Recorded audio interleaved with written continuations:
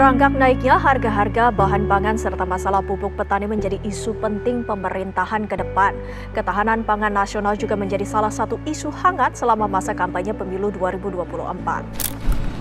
Ketahanan pangan merupakan salah satu aspek penting dalam menjaga stabilitas sosial dan ekonomi suatu negara.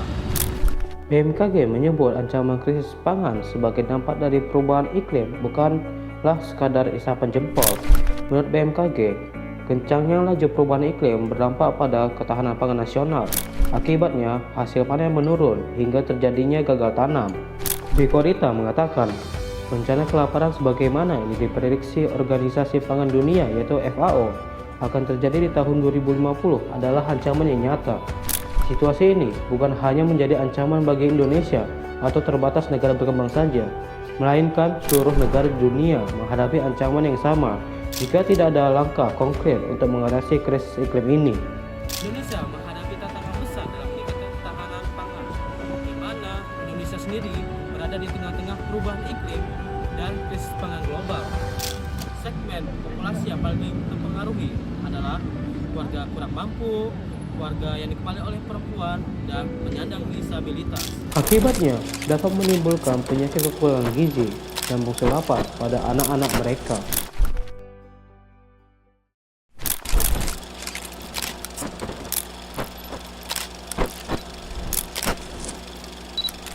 Badan Pusat Statistik atau yang biasanya disingkat dengan BPS mencatat sekitar 15,89 juta petani hanya memiliki luas lahan pertanian kurang dari 0,5 hektar. Kemudian sebanyak 4,34 juta petani lahan pertaniannya hanya di kisaran 0,5 hingga 0,99 hektar. Lalu petani yang luas lahan pertaniannya sebesar 1 hingga 1,99 hektar hanya dimiliki sebanyak 3,81 juta jiwa. Hal ini disebabkan karena kota-kota besar di daerah perkotaan itu biasanya memiliki jumlah populasi yang padat, sehingga banyaknya ruang yang dijadikan perumahan dan juga bangunan komersial. Hal ini mengakibatkan banyaknya ruang yang diambil, sehingga tidak adanya ruang kosong yang dijadikan lahan untuk pertanian di perkotaan tersebut.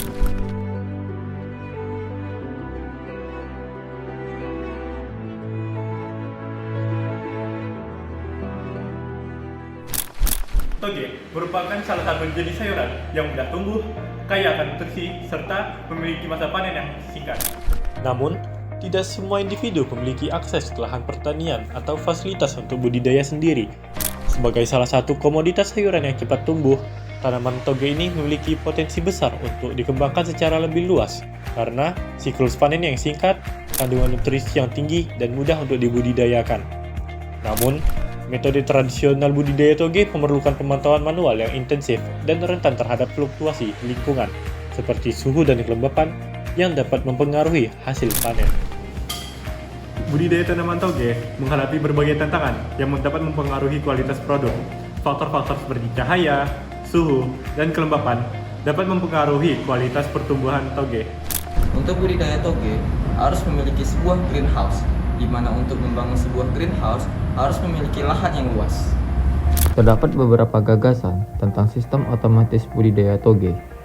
Salah satunya, metode budidaya toge dalam smart greenhouse.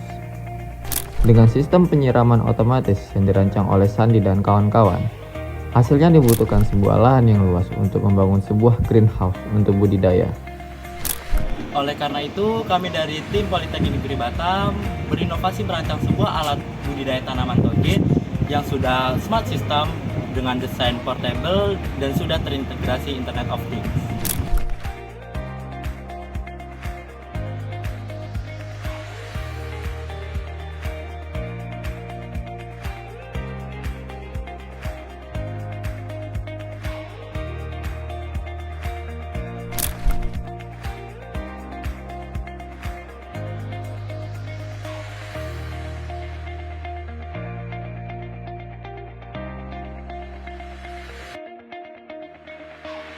Memiliki beberapa output atau hasil pengerjaan.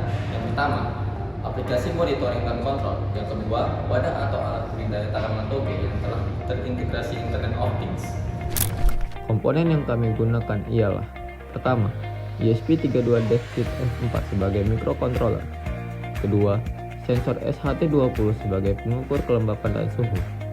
Ketiga, terdapat LCD 16x2 sebagai interface untuk melihat data suhu dan kelembapan. Keempat, terdapat power supply 12 volt sebagai sumber listrik untuk komponen yang digunakan. Terdapat juga sebuah step down 5 volt sebagai penurun tegangan untuk sumber input tegangan pada sensor, ESP32, dan lampu. Kelima, terdapat pompa yang berfungsi sebagai penyiram, pengisi suplai air, dan pembuang air yang terdapat di tempat penampungan. Untuk rancangan yang telah kami kerjakan ialah desain mekanikal yang berfungsi sebagai wadah pada tanaman toge. Selain itu, ada juga rancangan elektrikal dan tampilan UI pada aplikasi. Kami merancang desain mekanikal menggunakan software SolidWorks dengan ukuran panjang 60 cm, lebar 79 cm, dan tinggi 85 cm. Bahan yang kami gunakan untuk desain mekanikal adalah akrilik 5 mm.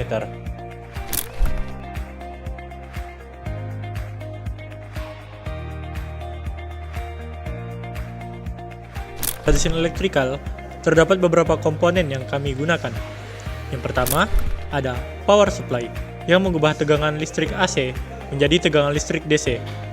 Lalu yang kedua, ada step down yang menurunkan tegangan dari 12 volt menjadi 5 volt. Setelah itu, ada ESP32 yang berfungsi sebagai microcontroller.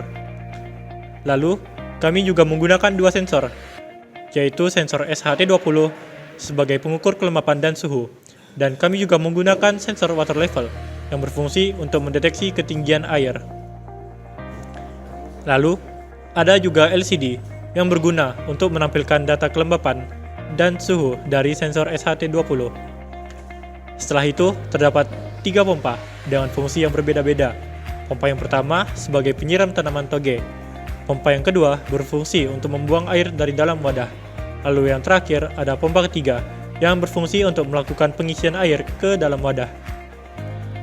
Kemudian terdapat satu lampu UV yang berfungsi untuk mempertahankan suhu pada tanaman toge untuk tetap berada di atas 23 derajat hingga 28 derajat. Setelah itu terdapat 4 relay yang berfungsi sebagai saklar pada 3 pompa dan 1 lampu.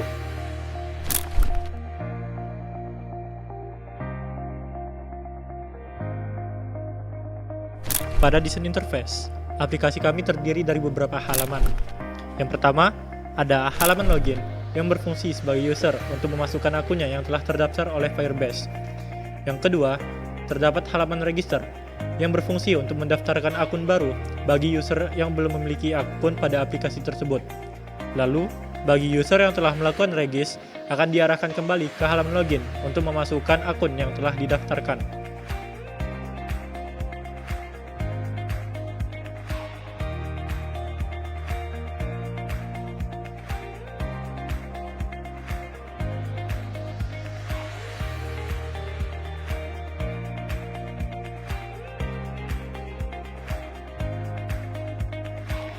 Yang ketiga, terdapat halaman dashboard, yang mana user dapat melihat data kelembapan dan data suhu. Pada halaman dashboard ini juga terdapat tombol drop dan tombol supply, yang mana jika tombol drop ditekan, maka pompa akan membuang air dari dalam wadah. Lalu, pada saat tombol supply ditekan, maka pompa akan mengisi air ke dalam wadah. Dan pada halaman dashboard juga terdapat informasi cuaca, yang akan menginformasikan cuaca dan suhu di kota tersebut.